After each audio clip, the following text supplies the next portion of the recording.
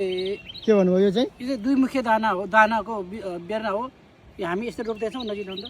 अब यसको चाहिँ टुप्पो मात्रै हुन्छ है। अब यसको फेद यतातिर हुन्छ, यसलाई टुप्पोलाई यता माथि गरेर अब यसलाई फेदलाई यहाँ गर्नुपर्छ, यसरी गर्नुपर्छ। फेदलाई तल पठाएर टुप्पोलाई माथि गर्नुपर्छ।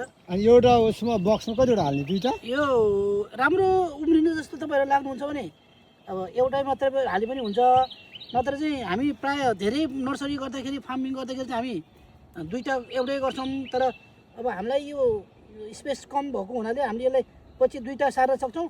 त्यो हुनाले हामीले यसलाई दुइटै एउटैमा हाम्रो ठाउँ नभएको हुनाले हामीले चाहिँ अहिले एउटै उसमा दुईवटा राखिरहेको छौँ। अब दुईवटा गर्दा पनि भोलि पर्सि यसलाई हामीले उम्रिसकेपछि यसलाई डिभाइड गरेर रोप्ने बेलामा सार्न सक्छौँ। हामी चाहिँ अहिले हाम्रो यहाँ ठाउँ स्पेस छेउछाउमा हाल्ने? बिचमा हाल्ने। यो चाहिँ दुईमुखी दाना हो, दुईमुखी दानाको बिरुवा हो यो। तपाईँले यो के अरे यो गाईको गोबर, कालो गाईको गोबर युज गर्नुभयो हो?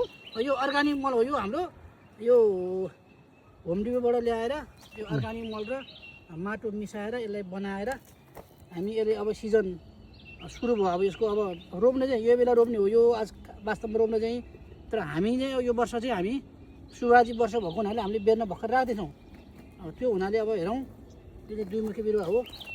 अब धेरै राखेका छौँ। अब यो हाम्रो ठाउँ स्पेस छैन, यो हाम्रो साथीहरूलाई, इच्छुक साथीहरूलाई हामी यसलाई प्रोभाइड गर्न सक्छौँ। साथीहरू धन्यवाद।